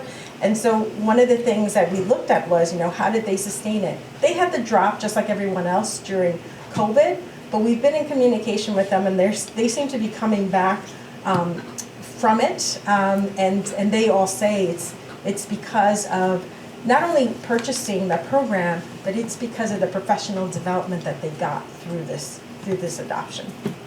Thank you. I do have a question. So because we have foundations and we have Wilson, do either of these give us the option to say, we're not gonna purchase the phonetics piece of this? No. It's no, all or nothing. It's all embedded, and I don't think that's a bad thing, right? I think we need some options for what works with students, and so Foundations is doing a really good job, but it's nice to also have that embedded piece as an alternative. Yeah.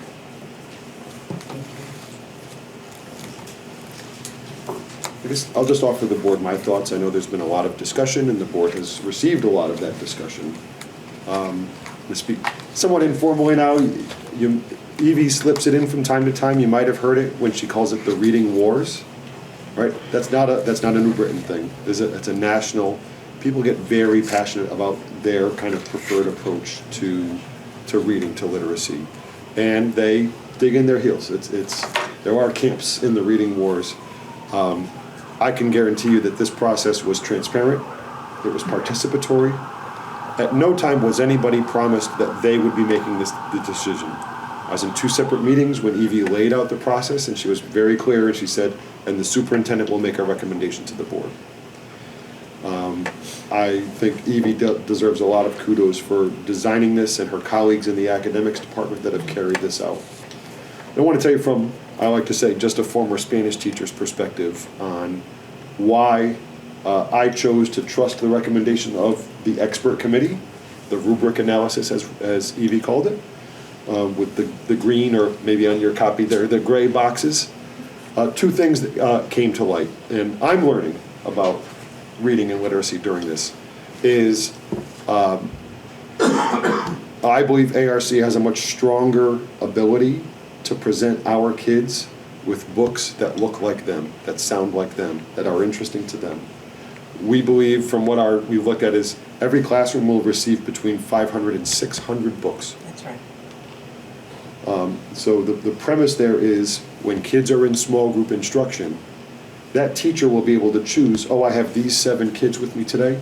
Here's the book that I think is right for their reading level right now, and also, I think it's going to be interesting to them.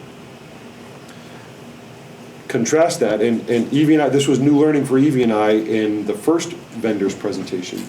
The other product, the product we're not recommending tonight, dictates that all students will read the same book at the same time, regardless of their particular interest, or, for us, for their reading level. So we have large gaps, large distance between skill in some of our classrooms, 2, 3 grade levels. So the teacher would be expected to have all the kids read the same book, and then the teacher differentiate with teaching strategies. Of course, teachers are going to differentiate with teaching strategies. The ARC methodology says that that this would be also done through the book choice. And if the teacher's operating 4 small group small group instruction reading groups in the class, those 4 groups would be working on a separate book based on their current reading level and their interest. And when kids have independent reading time, they have a large classroom library from which to choose. That's some of what our Latinos in Action kids were talking about today. Yes, exactly. When they said, So I grabbed 4 books, Yeah. and the kid likes it, it's because the classroom library is very ample. Similarly, which convinced me to stick with the recommendation of our expert panel is, and I'm learning this term too, I checked it with Evie today to make sure, is the term trade books. The books in ARC are books that you could find in a children's bookstore by publishers. Then those books are then vetted and checked and leveled by ARC, whereas nearly all of the books in the other product are from that publisher themselves. So on the CKLA product, nearly all of those books are from Amplify/CKLA. So the opportunity for our kids to find a book that they like, that looks like them and sounds like them, much greater. Again, I have full appreciation for the passion that people come at this argument with, and I know you've felt some of that passion with some of the communications you've received. Excuse me. And both sides of that argument are convinced that they're right. What I'm going with here on my recommendation to you is our in-house experts thinking about our kids and our teachers and those couple other factors that I just mentioned to you. I would like to say one last thing. No program is a silver bullet, right? There's no way that the program alone will yield success. A lot depends on our building the capacity of teachers to be able to screen for dyslexia, to be able to turn on a dime and make decisions about the students that they are teaching today, tomorrow, right? They need to have the knowledge base in order to make good decisions. And I also think that the professional development with ARC is really sound and will get us there with our teachers. Thank you very much. I did text Dr. Gasper yesterday, full disclosure, I said I watched those podcasts and I felt a little bit dumber after. And only because my brain could not wrap around the differences between people, how they learn to read. So I get it, I totally got it after, because I listened to both sides, that's always my rule, right? Listen to who's against, listen to who's for, and my brain exploded. Trying to vacuum Mr. Kane at the same time, didn't work. I was reading at a ski meet, so I was right there with you. Thank you, Evie. Thank you. All right. Minutes. Minutes. Motion to approve. Second. Any discussion, was there any changes? I did not see any, as long as there's not Dr. Sanders calling, we're good.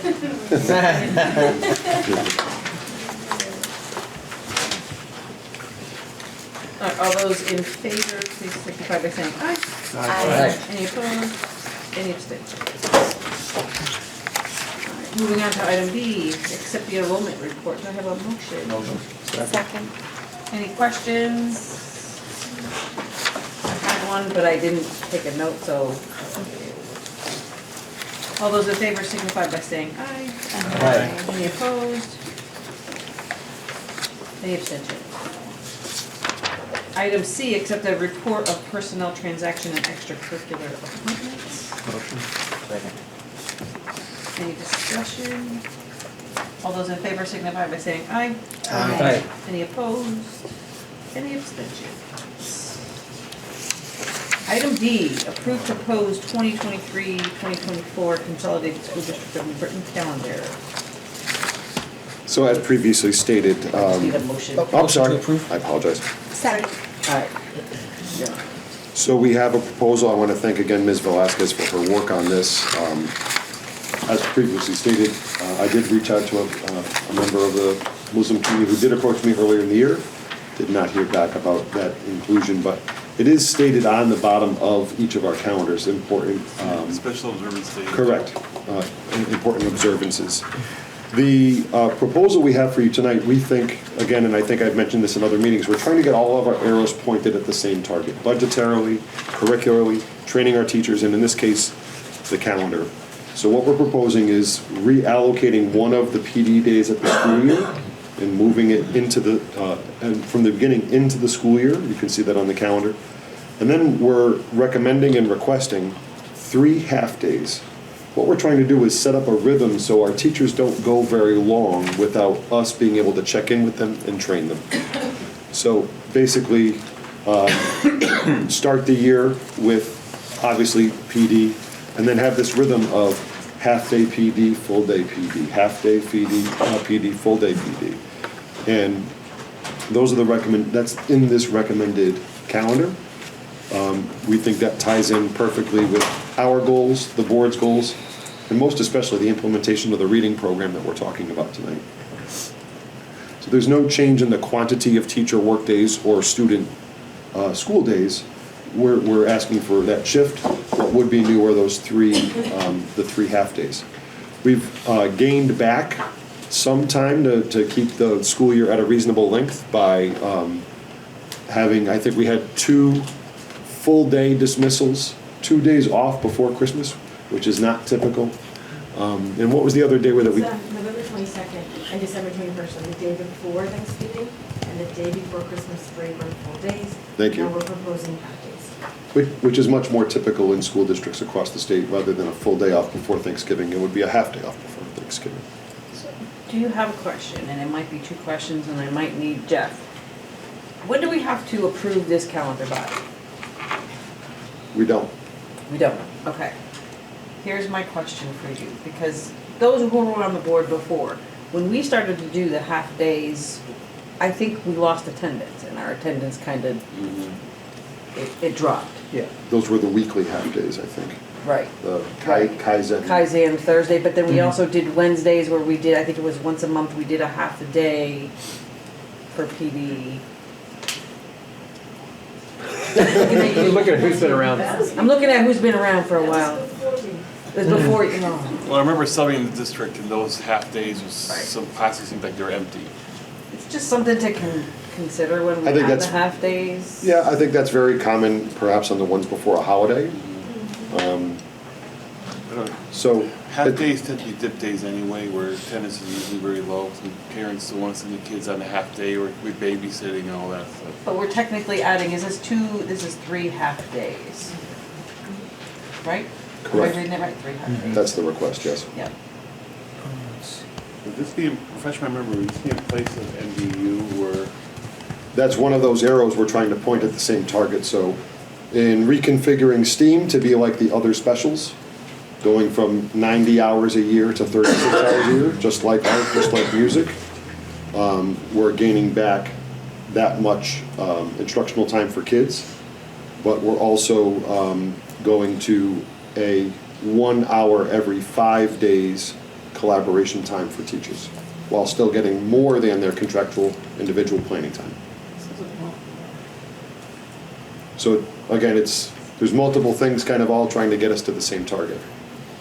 Can you give half a day for SAT day? I'm sorry? Half a day for SAT day? That is actually very common to do. Yeah.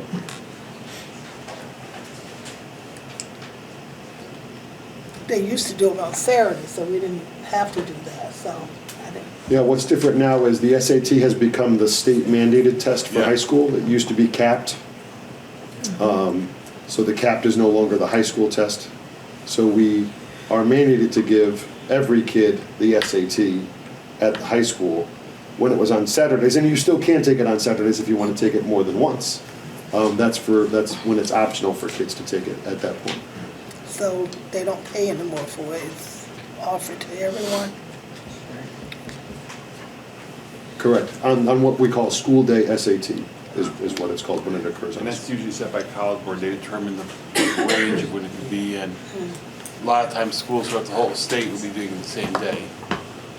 Yeah, and it's a legitimate need to have some type of different school day for the high school on that day because of proctoring. So most classrooms, if you've got 25 kids, if we have 500 kids who need to take the test, every classroom of 20 to 25 kids probably needs 2 proctors. So just to get the quantity of staff in the right place at the right time would make it very difficult, if not impossible, to run the rest of the schedule.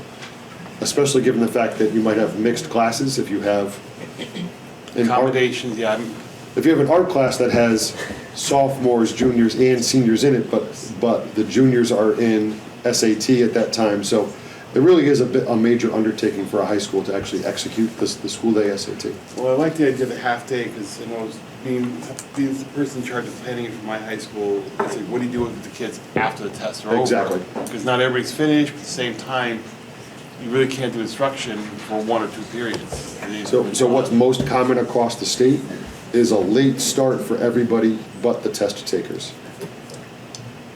So that's actually the most common way. So kids come in, they take the test right in the morning when they're fresh, and then it's basically, you treat it like a delayed opening for all the other grades. We are at 180 days, which is, everybody knows, is the legal minimum, so we can't give the rest of the kids the day off. Because then they would be at 179. It wouldn't be a legal school year for 3 grades out of the 4 at the high school.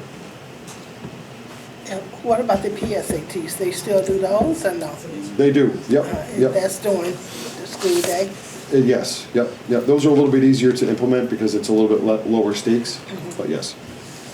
And just one other thing, I was asked to mention this, election day is a problem.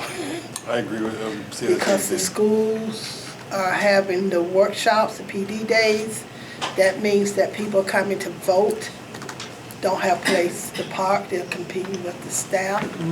And at one of the sites last year, they were just concerned about the flow of traffic kind of got dangerous. So. And also talking with the registrar, and Tony, TK is the deputy registrar, they've had to move to renting facilities because the schools are being used. And I talked with a colleague in New Haven, and New Haven's instituting now the day off for election day and rescheduling PD for another day or another event.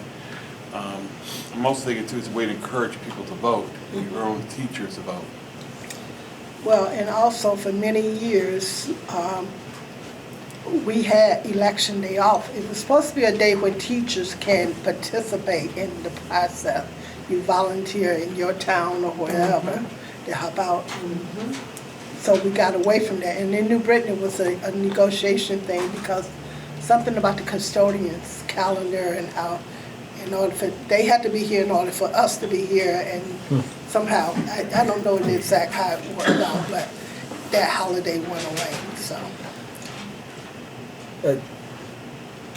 On that, but then I have another thought, 2 things. As far as election day goes, if PD was scheduled for school buildings where there wasn't voting, for example, Slade is a huge polling place, Pulaski is a huge polling place, so is Vance.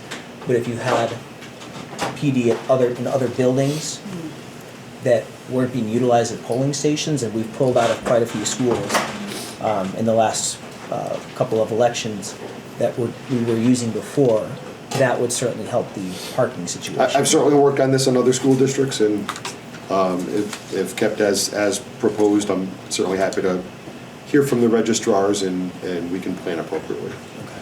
Concern I have about, I really want to take it off. I mean, I would love to see it taken off the calendar, but what would you replace the all-day PD with?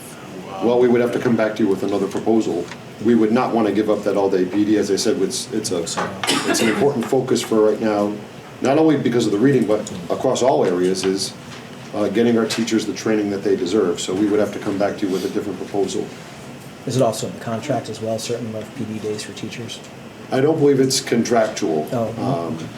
And typically that's within the rights of the board to negotiate. We haven't changed the total work days for teachers in this proposal. Right, so it'd be included in the total work days. Correct. There would be another day off for kids, though, which would push the last day of the year.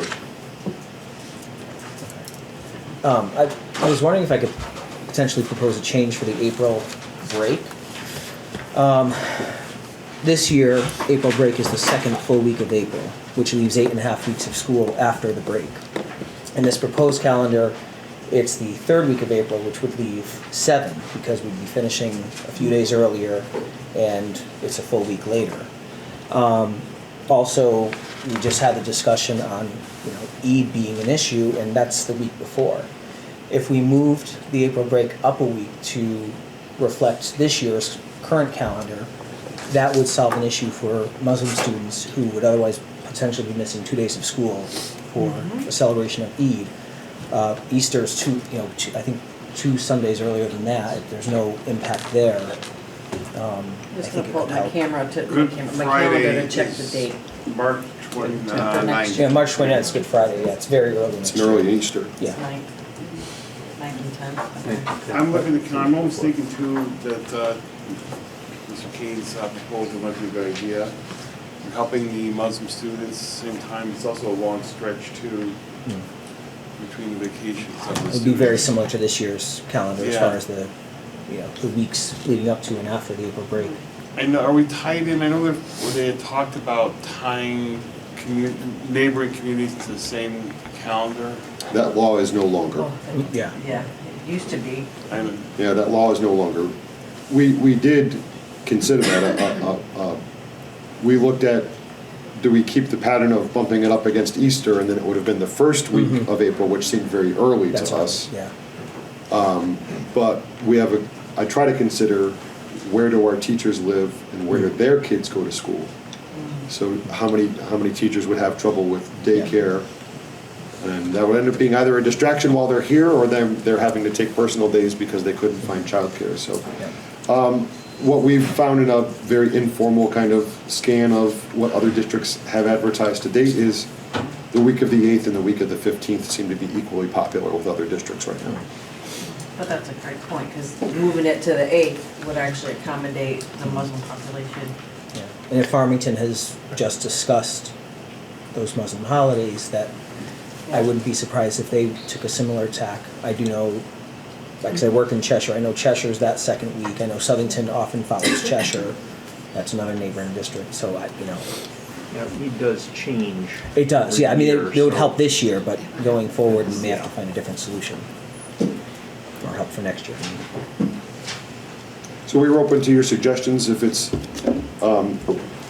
moving the vacation tonight, we could, the board could take action and we could just say as amended. Something like the PD day, though, I would not want to make a recommendation tonight. I would want to talk with my staff more about that.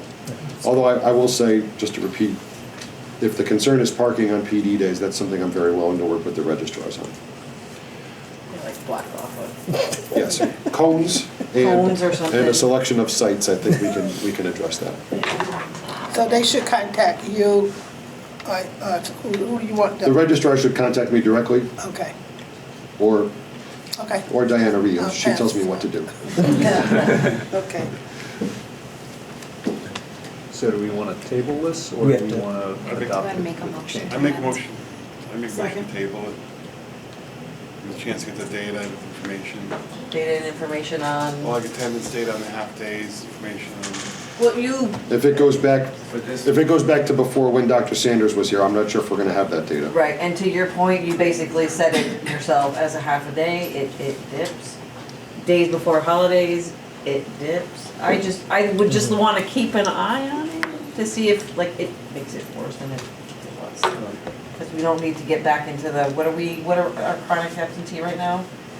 I don't know, I don't see it in here. We don't We haven't get seen that one, anymore. yeah. So you're. So I think the board has a choice. You can vote to table, you can vote to approve as amended, meaning the vacation week, or vote to approve as presented. Can I make a motion to move as amended, so that way we can move the week to the week of the 8th? I second that. Any further discussion? I think there's the further discussion, oftentimes calendars are changed. We've done it before. We've approved a calendar officially, then made minor changes to it. So, it's not a big deal, I think, to approve as amended and then, make minor changes in the future. Well, once you move this vacation, I'm planning my vacation. It needs to stick, whatever you do. So I'm just Agreed. waiting. Now that you said that, we're gonna get a big snowstorm and have to cancel the vacation. You said it, you jinxed it. All right, so all those in favor signify by saying aye. Aye. Any opposed? Any abstentions? All right, motion carries. So item E, approve allocation of 2 MS sports stipends to pay coaches for women's flag football league. Oh, long overdue. Hell yeah. All right, is there a motion? Motion. Second. discussion? Are we all just? I just saw, actually, look at my haircut, women's flag football game sponsored by the NFL yesterday, and they're saying it's one of the fastest growing sports in the country now. Absolutely, we actually have some youth leagues Several that are teams, they just really competed kicking out in up. Las Vegas, yep. Yep. And there's actually college scholarships now, and Oh, yeah. Our local team used to have to go all the way up to New York to use the West Point Stadium for the Black Knights, so that's why I'm like, it's long overdue. Yeah. We were playing this like 20 years ago. So, Just saying. any other discussion?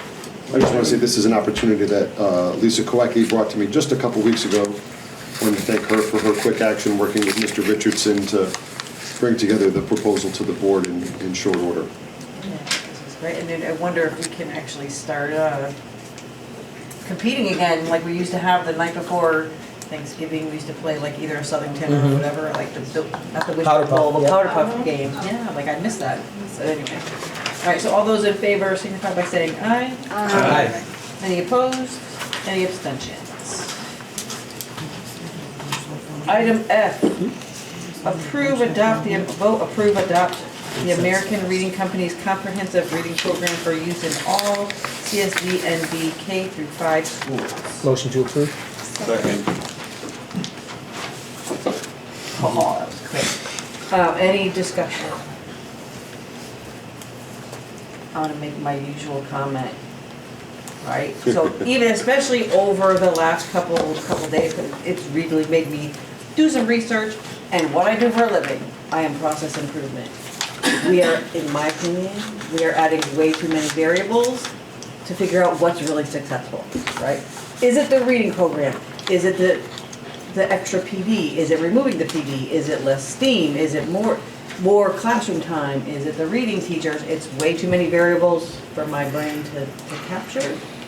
So I'm not going to support it, but I support our kids wholeheartedly because I do believe we are also like at critical time in our kids' lives, right? They're coming off of 2 years of COVID. We know our numbers crashed. We have to pick them back up, but I just can't support something that has so many variables to me to figure out what's right.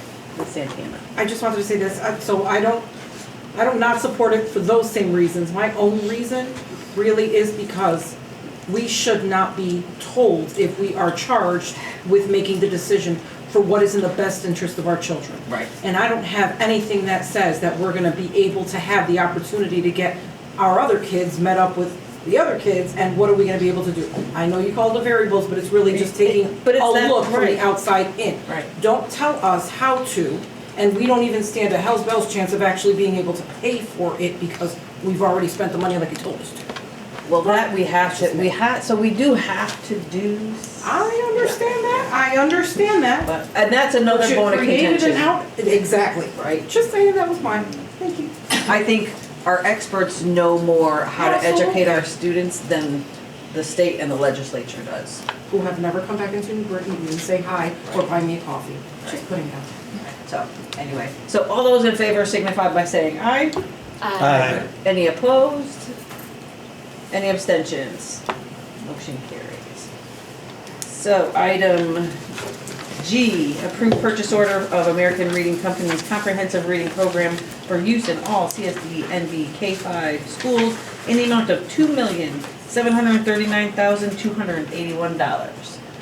All those in favor signify by saying aye. Aye. Any opposed? Wasn't it 3-9 on the board behind you? Total. Sorry. Yep, I'm total. sorry. So just to clarify, thank you, this is for year one cost only. Yep. Item H. I'd just like to say, Madam Chair, I thank the board for your support. I understand the hesitation. It's not easy to debate these highly philosophical and highly passionate topics, and again, I thank you for your support. I want to thank Ms. Velasquez for her hard work on a very, very difficult project, along with lots of members of the academics department.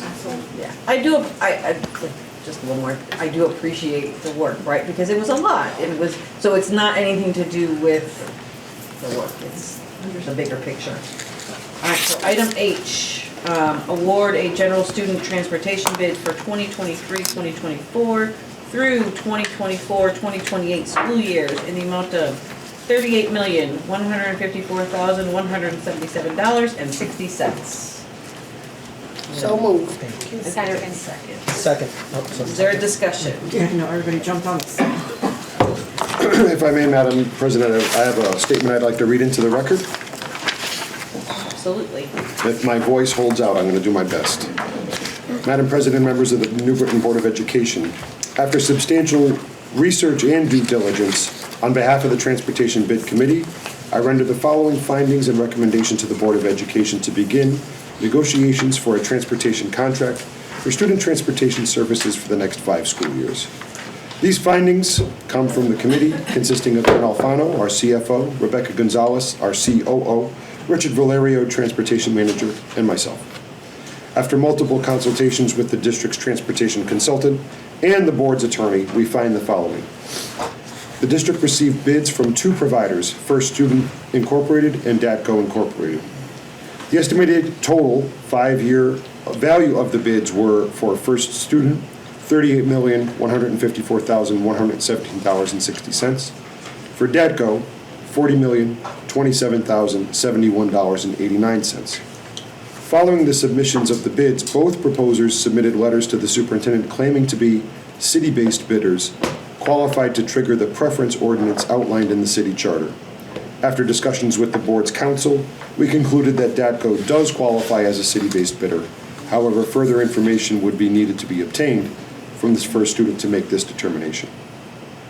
First Student's bid was found to be responsive to the district's RFP with only minor errors or omissions that we determined would not have a substantial impact on services or cost, and such can be waived in accordance with the RFP. The DATCO bid, however, has several substantial omissions, such as omitting the fleet profile, local named manager, among others. Of significance and contrary to the RFP, DATCO qualifies its bid, which we determined could potentially pose substantial constraints on operations, increase the liability to the board, and impact cost. Examples of these considerations are, and I'm quoting from the DATCO bid, the number of vehicles needed by the board must have a guaranteed minimum of 180 days of service during each school year, unquote. Quote, if fewer vehicles are required than the base number of 85 vehicles, then DATCO will charge the board for each vehicle less than 85 at a rate of $75 a day, quote, unquote, excuse me. And quote, we will provide insurance levels as indicated on our enclosed certificates along with a letter of information from our carrier. Please note that our coverages do not mirror in all respects the insurance requirements set forth in the specification and proposal forms for student transportation, unquote. While the provided information from DATCO does show that their coverage limits for some individual incidents exceed those required by the RFP, they show no umbrella coverage. The RFP required that bidders show umbrella coverage of a minimum of $10 million for each occurrence and $10 million for aggregate. DATCO's submitted bid shows no umbrella coverage. For the reasons stated above, the committee recommends that DATCO's bid should be considered as non-responsive, and the board should authorize the board's counsel to begin negotiating with and drafting a transportation contract with First Student. I respectfully submit this recommendation to the board. Thank you for that. So, this contract would, with this recommendation, we would change this to the general student first bid? Or is it just the bid? At this point, you're awarding a bid. Yeah. The next phase is the board's counsel would Do the negotiation. would flesh out the full contract with the board, and then of course the contract comes back through. So we're approving the bid, which is basically naming the chosen provider. Next step is our counsel fleshes out the full contract, and then that would come back for approval by the board. Perfect. Any other discussion? All those in favor signify by saying aye. Aye. Any opposed? Any abstentions? Motion carries. Thank you for that. All right, the consent agenda. Is there anything that needs to be pulled off the consent agenda?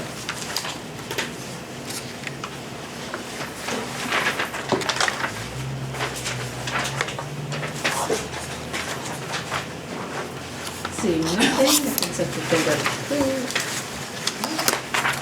Other business as permitted by law or a motion to adjourn. Motion to adjourn. All those in favor? I don't think that one is.